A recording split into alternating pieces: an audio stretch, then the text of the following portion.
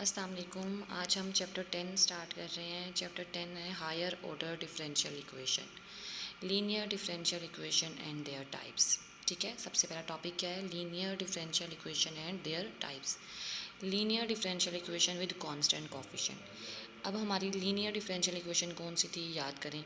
हमने कहा था ऐसी डिफरेंशियल इक्वेशन जिसके अंदर हमारे पास डिग्री 1 हो, ऑर्डर 1 हो। अब ना ये ऐसे क्या, क्योंकि इसके अंदर कांस्टेंट कोफिशिएंट है, मतलब इसके साथ कोई ना कोई कोफिशिएंट भी मौजूद होगा, लाइक ए एन। ठीक है, nth डेरिवेटिव साथ में होगा, A N -1, nth -1 derivative and so on. अगर ये हमारे पास, देखिए ये जो डिफरेंशियल इक्वेशन दी हुई है ये nth ऑर्डर के लिए दी हुई है। अगर आप इसे 1 के लिए लिखेंगे तो जस्ट आपकी इतनी सी ये इक्वेशन बनेगी, ये वाली। ठीक है, a1 dy/dx plus a0y equals to f(x), ये आपकी जो है वो इक्वेशन बनेगी। ठीक है, ये जो आपके जितने भी एज हैं ये आपके कांस्टेंट हैं। अच्छा, अगर आपके पास ये जो f(x) दिया हुआ है, यानी कि जो कि q(x) था, अगर ये ज़ीरो होगा तो आपकी इक्वेशन होमोजीनियस होगी। अगर ये कोई फंक्शन दिया होगा तो आपकी इक्वेशन नॉन होमोजीनियस होगी। तो अगर हमारे पास ज़ीरो के इक्वल लिख देते हैं तो हम कहेंगे ये हमारी लीनियर डिफरेंशियल, ये हमारी होमोजीनियस लीनियर डिफरेंशियल इक्वेशन है with constant coefficient of order n। और अगर ये ज़ीरो नहीं है, जैसे कि हमने पहले किया, तो वो हमारी non homogeneous linear differential equation थी और वो हमारे पास ऑर्डर 1 की थी। यहाँ पे हम ऑर्डर n की बात कर रहे हैं। अच्छा, नेक्स्ट चलते हैं linear differential equation with variable coefficient. मतलब एक तो ये कि हमारे पास कांस्टेंट नंबर हों 2, 3, 4 सो ऑन, उनको हम कहते हैं कांस्टेंट कोफिशिएंट। लेकिन अगर कोई वैल्यूज़ आ गई हैं, जैसे कि x आ गया, एक्स स्क्वायर आ गया, इस तरह से आ गई हैं, तो फिर वो वेरिएबल कोफिशिएंट हो जाएंगे। उस केस के अंदर भी हम यही कह रहे हैं कि अगर हमारे पास f(x), ये जो फंक्शन दिया हुआ है, ये ज़ीरो होगा तो हमारा फंक्शन जो है, हमारी इक्वेशन जो है वो होमोजीनियस होगी। अगर ये ज़ीरो नहीं होगा तो हमारी इक्वेशन नॉन होमोजीनियस होगी।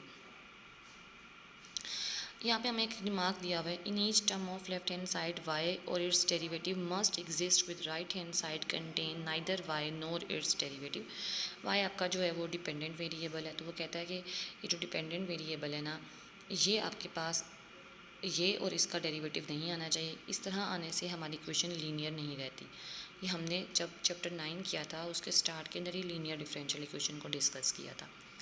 y की डिग्री और उसके डेरिवेटिव की डिग्री हमेशा 1 होनी चाहिए, इनके उसका ऑर्डर जो है वो 1 होना चाहिए। इसलिए 1 होना चाहिए क्योंकि हमारे पास जो है, सॉरी ऑर्डर नहीं, डिग्री, वो हमारे पास 1 होनी चाहिए, क्योंकि लीनियर की बात करें, लीनियर में तो हम कहते हैं कि x की हाईएस्ट डिग्री 1 होगी तभी वो लीनियर होगा। क्वाड्रेटिक में x की हाईएस्ट डिग्री 2 होगा तो क्वाड्रेटिक, x की हाईएस्ट डिग्री 3 होगी तो क्यूबिक। अच्छा, there is no product of y and its derivative, y और उसके डेरिवेटिव का प्रोडक्ट नहीं आना चाहिए। इनकी जो डिग्री हैं वो हमारे पास 1 होनी चाहिए, तभी ये लीनियर होगी। एग्जाम्पल दी हुई है, जैसे कि अब देखेंगे इक्वल्स टू 0 है, इसका मतलब है, और देखें जितने भी कोफिशिएंट्स हैं 5, 8 और 3 कांस्टेंट है, इसका मतलब है, और सेकंड आपके पास ऑर्डर है, तो इसका मतलब क्या हुआ कि जो आपकी इक्वेशन है वो क्या है, 5d2y/dx² minus 8dy/dx plus 3y equals to 0। ये आपके पास एक कांस्टेंट कोफिशिएंट वाली होमोजीनियस लीनियर डिफरेंशियल इक्वेशन है।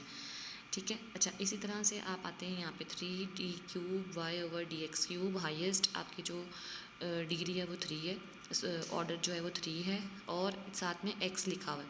जब x और 3 दोनों आ जाएंगे तो आपने वेरिएबल को देखना है, ये भी इक्वल्स टू 0 है, तो होमोजीनियस और वेरिएबल वाली कोफिशिएंट्स वाली आपकी इक्वेशन है। ठीक है, डिग्री दोनों की 1 है। Next 3x, 2x², 4।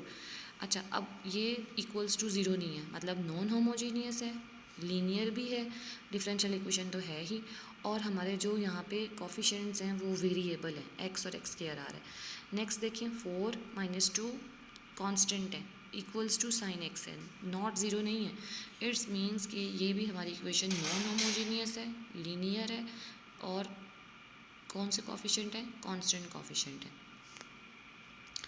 अच्छा, इसके बाद हमारे पास करेक्टरिस्टिक इक्वेशन की बात हुई है। करेक्टरिस्टिक इक्वेशन के अंदर हम क्या कहते हैं कि जो हमारी करेक्टरिस्टिक इक्वेशन है ना,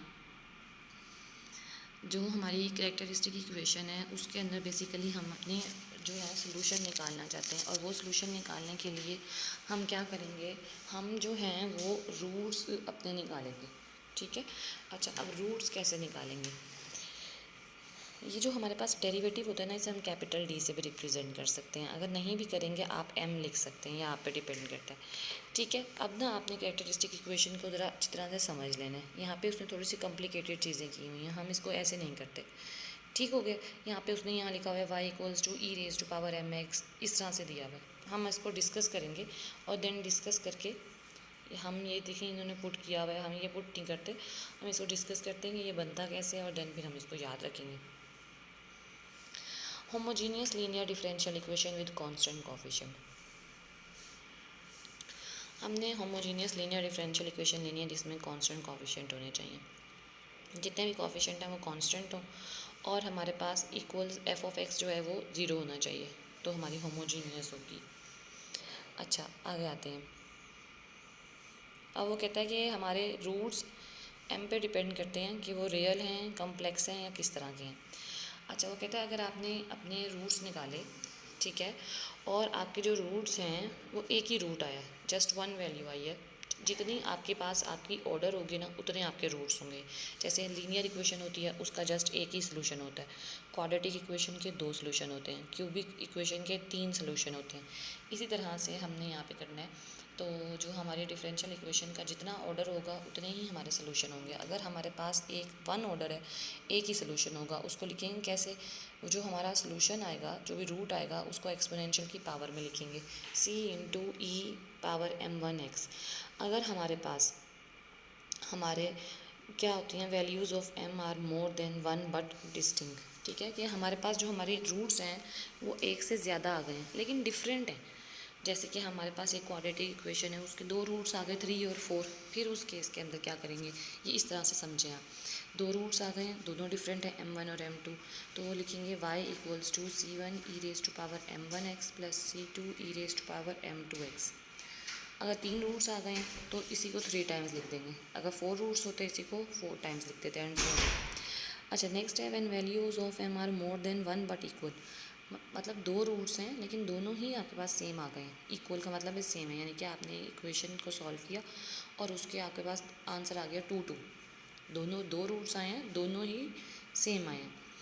तो उस केस में आप इसको कैसे लिखेंगे, c1 plus c2x into E raise to power m1x। इसी तरह से अगर 3 रूट्स तीनों सेम थे तो एक दफ़ा सिंपल, एक दफ़ा x के साथ और एक दफ़ा x स्क्वायर के साथ, तो ये 3 रूट्स आपके इस तरह से आ जाएंगे। फिर when values of m are complex, अगर आपकी वैल्यूज़ कम्प्लेक्स हैं तो उस केस में क्या होगा। अच्छा, अगर आपके पास when value of m is 1, अगर एक ही वैल्यू आई है, कम्प्लेक्स का मतलब है आपके पास अयोटा वाला नंबर आ गया, a plus iota b। a जो है ना वो रियल पार्ट है, b जो है ना वो कम्प्लेक्स पार्ट है। जो रियल है ये देखो, ये हमारा रियल था, ये जो हमने ये किया, ये जो हमने ये वाला किया, ये रियल था, यही काम हमने यहाँ करना है। तो ये जो a है वो रियल पार्ट है तो एक्सपोनेंशियल की पावर में आएगा, और जो ये b है वो कम्प्लेक्स पार्ट है तो वो हम इसको ऐड करेंगे अपने ट्रिग्नोमेट्रिक फंक्शंस के साथ, c1 cos bx c2 sin bx। अब वो कहता है अगर आपके पास एक से ज़्यादा आपकी वैल्यूज़ आई हैं और डिफरेंट हैं, यानी कि दो कम्प्लेक्स नंबर आ गए, a plus iota b c plus iota d, तो आपने a वाले के लिए अलग लिखना है और c वाले के लिए अलग लिखना है। a और c आपके रियल पार्ट हैं, b और d आपके कम्प्लेक्स पार्ट हैं।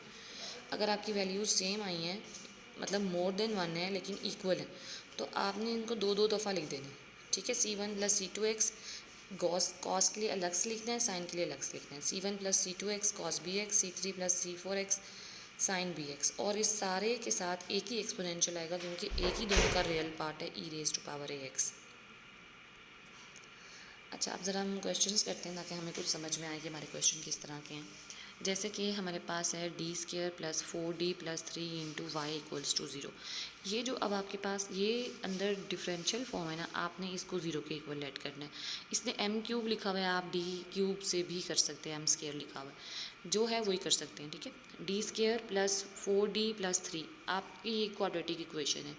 क्वाड्रेटिक इक्वेशन के अंदर हमने क्या करना होता है, फैक्टराइजेशन करनी होती है। कैसे करते हैं, हमें दो नंबर ढूंढने होते हैं। दो नंबर हमने ऐसे ढूंढने हैं कि जब हम दो नंबर हैं हमारे पास, ठीक है, लाइक 4 और 3, ठीक है। जैसे 3 और 4 दो नंबर हैं, 3 वन द 3 3 और 1 कितने होते हैं 4, तो हमें हमारे पेयर्स मिल गए हैं। M square plus M plus 3m+3, इन दोनों में से m कॉमन है, m इंटू m+1, इन दोनों में से 3 कॉमन है, 3 इंटू m+1, यहाँ भी m+1 है, यहाँ भी m+1 है, m+1 कॉमन निकालेंगे, m+3 बचेगा। जब दो वैल्यूज़ का प्रोडक्ट 0 होता है तो m+1 अलग 0, m+3 अलग 0। यहाँ से m की वैल्यू -1, यहाँ से m की वैल्यू -3, दो रूट्स आए हैं, दोनों रूट्स आपके जो हैं वो डिफरेंट हैं। तो आपके पास कौन सा केस आएगा, c1e⁻m1x प्लस c2e⁻m2x। m1 -1 है, m2 -3 है। ठीक है, उम्मीद है आपको समझ आई होगी। यही काम आपने बार बार करना है।